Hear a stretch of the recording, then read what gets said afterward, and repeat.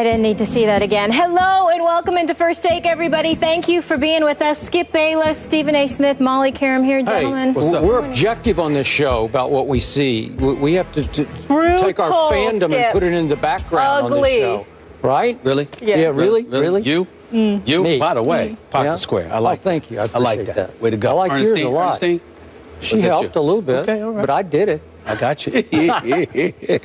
I got you. Yeah. Hey, you. Hey, how we doing? I'm doing a lot better than you this morning. Oh, yeah, I saw what happened with your Giants. All right. Miss Connecticut. All right, let's get into it. That's right. It was ugly in prime time. The Giants and Eagles combined for 7 turnovers and 21 penalties. The G-men came out strong. I was hopeful. Odell Beckham scoring on their opening drive, and after that, we know what happened. It just went downhill for New York, allowing 27 unanswered points. Philly wins by 20. You guys both picked the Eagles in this one. You were right. Stephen A., what was your biggest takeaway, though, from this game? Well, my biggest takeaway was, number one, Chip Kelly clearly is listening to some folks making the necessary adjustments. Obviously, DeMarco Murray got a little bit loose, so we got to give credit where credit is due in that regard. Had 109 yards rushing on 22 carries. We appreciate him showing up for the first time this season. In the case of the Eagles' defense, that's what I really peel from this, their ability to really stifle an offense. Odell Beckham Jr. did play. Ruben Randle was on the field. Victor Cruz was not. We understand that. But at the end of the day, the Giants had enough requisite weapons to put up more than 7 points, but they didn't do so. So as a result of that, I'm looking at an Eagles defense, which people have been saying is playing better than they were last year. And so when you look at the improvement from that standpoint, I think the thing that you peel from it is that this is still a relevant team that you have to pay attention to, because at any given moment, their offense can explode and make some noise, and their defense is looking better than respectable at this particular moment in time. That's what I took from it more so than anything else, because even though I expected the Giants to lose, I did not expect them to be limited to 7 points, especially with Odell Beckham Jr. on the field, catching a touchdown pass to open the game. I didn't expect them to not score another point the rest of the evening. The fact that that did happen speaks to me about an Eagles defense that deserves our respect, at least momentarily, and one we need to pay attention to moving forward. My takeaway was far different than your takeaway, but I'm coming from a very different place than you're coming from. Yep. I cannot express to you the shock that I took away from this game following your Giants' opening drive. The opening drive was tour de force. It was great Eli at his greatest. It was everything that John Gruden had raved about building up the kickoff to that game. Eli Manning has been superb so far this year and was superb in that opening drive. Bing, boom, right down the field. He looked unstoppable. Their whole offense looked unstoppable. And when they scored, and it's 7-0, I am thinking, obviously as a Cowboy fan, it's looking over, man. The New York Football Giants are about to separate themselves from the pack in the NFC East, and they might build such a lead that it's going to be over before it's even over. Like at midseason, they're just going to be so far ahead that we won't even have any reason to be talking about it on the show anymore. Then it's 3 and out for the Eagles, and the Giants have the ball back, and they're doing it again. And I'm giving your thoughts away here, but after a while, you couldn't watch it anymore, I couldn't watch it anymore. Okay, I couldn't watch your tweets either. Well, I was to the point where I couldn't watch it anymore for the opposite reason, where I'm saying, I don't want to watch Eli Manning be great Eli all night long. I can't take this anymore. I'm just going to turn this off, or I'm going to do something else. I'm going to watch the baseball game, if that's legal. Well, yeah, it is legal. So my point is, all of a sudden, D'Amico Ryans makes a play that I don't know how he took the ball away from Donnell. He just took the ball away from him because it was a good throw from Eli. It was on target. This is the game changer now. He just reaches in and rips the ball out. And everything from that point goes south for the New York Football Giants. And right on cue, finally, great Eli turned back into bad Eli. The guy who has led this league, the National Football League, in interceptions, not once or twice, but 3 times, and he looked like that guy again. He throws the flat pass interception. Carroll takes it back for 6, and all of a sudden, it is madness how the Giants were trying to outdo themselves to self-destruct in the game with penalties and obviously roughing the passer, running into the kicker. I could go on and on. Everything that could go wrong kept going wrong. That's not the Giants I'd seen all the way up to that moment. So how can you start a game so great and crumble so quickly and so thoroughly across the board? But here's the flip side of the coin. I was almost less impressed with the Eagles than I was with your Giants. If possible, the Eagles finally managed to lose the game a little less than the Giants lost the game. Does that make sense? Yes. Because that's really what happened.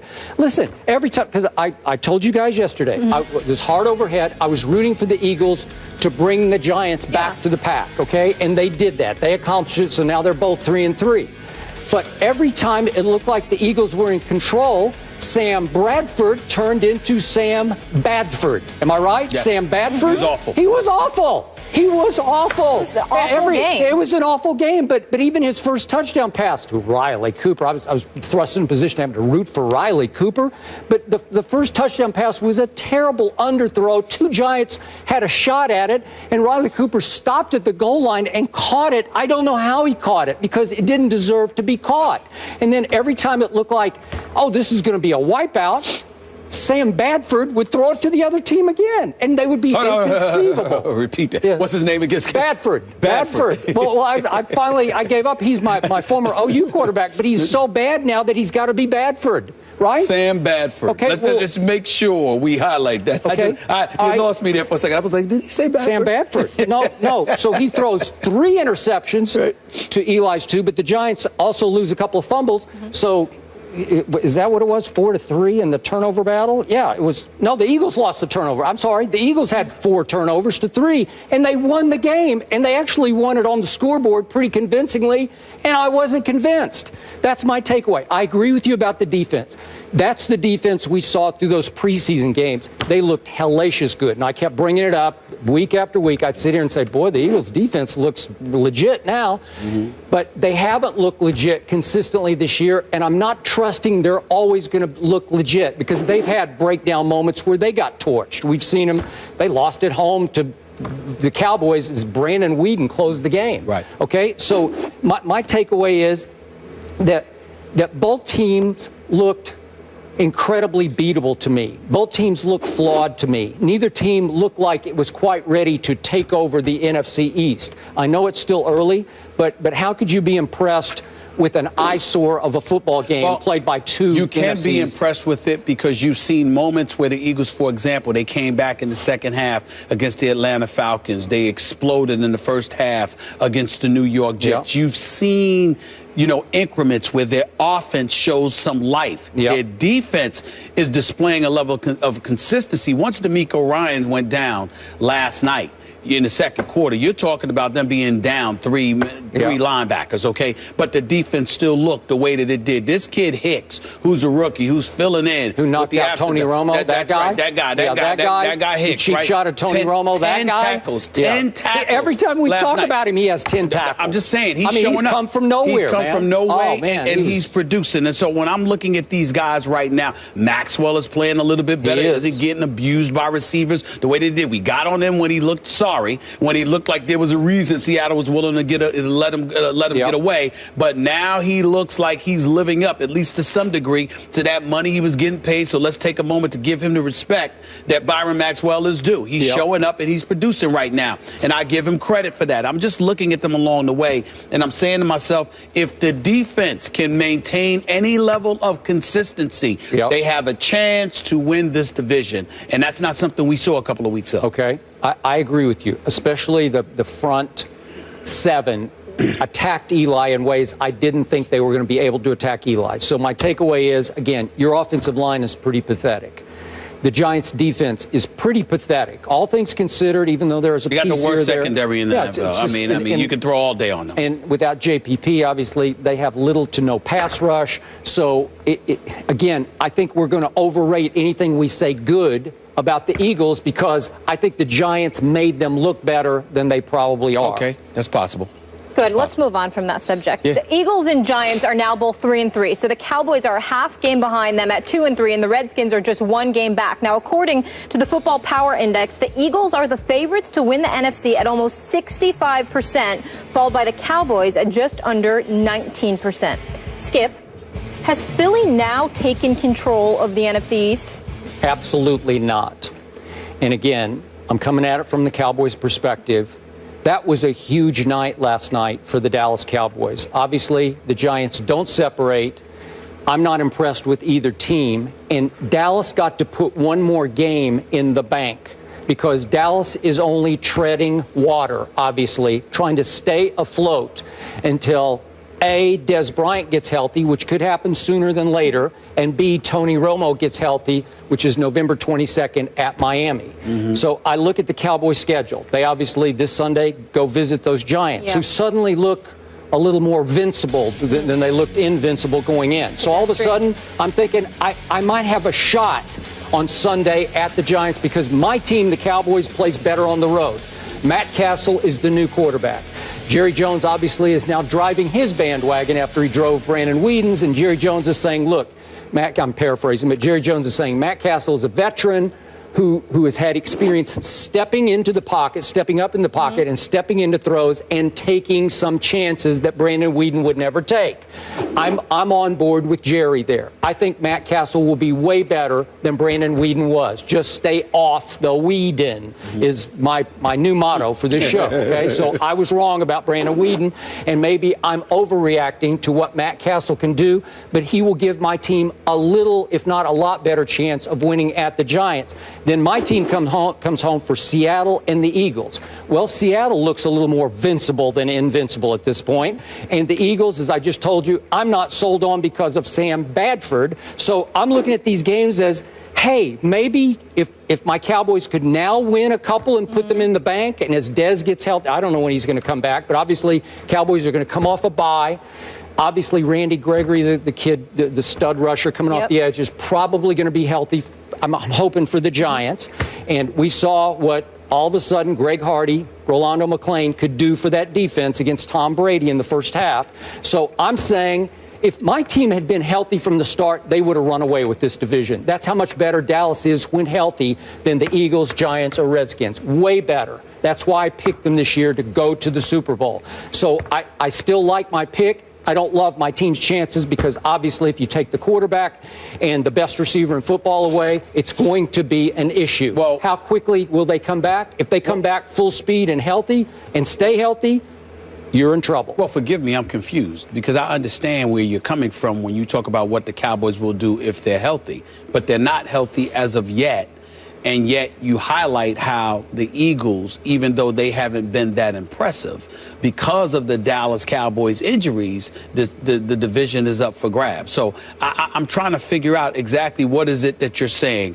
Based on the Cowboys and how they look with their injuries, are you saying that they're not going to do anything if Tony Romo and Des Bryant? I'm saying off what I saw last night, even without Des or without Romo, I like my chances way more at Giants and against Eagles at Jerry World than I did before last night's game. Last night's game showed me next to nothing about either of these teams. Right. Okay. Okay. Well, my opinion is that I think you're drinking entirely too much Diet Mountain Dew because whether it's I love Diet Dew. I love Mountain Dew. But whether it's Whedon or Matt Castle, in the end, what it comes down to is a Dallas Cowboys offense that, dare I say, is expected to be anemic at the very, very least. And if they can't score, that is a problem for them no matter who they're playing against. Because even though their defense is something to be reckoned with, even though they got shredded by the New England Patriots, it could have been much worse. I saw Hardy and Rolando McClain and those boys getting at Tom Brady. So I'm imagining what they're going to do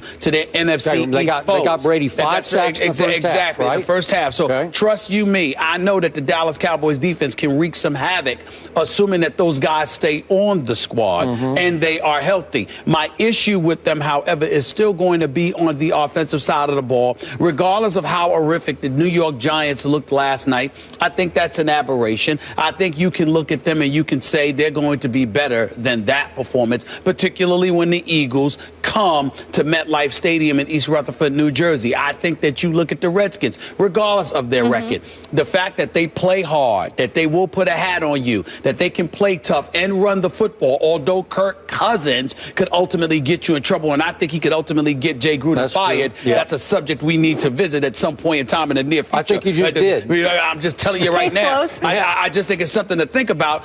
I still believe that the Redskins can be competitive and they can knock off a 4 or 2 within the division, okay? I'm with you. Then when we look at the Philadelphia Eagles, certainly there's some questions about their offense, but with their defense playing better, you've got to believe that a Darren Sproles, for example, along with either a Matthews or a Murray, can do some things for you. The problem that I have with the Eagles, Skip, is that I watched Sam Bradford last night target 8 different receivers. Not a single receiver had more than 3 receptions. Here's my belief.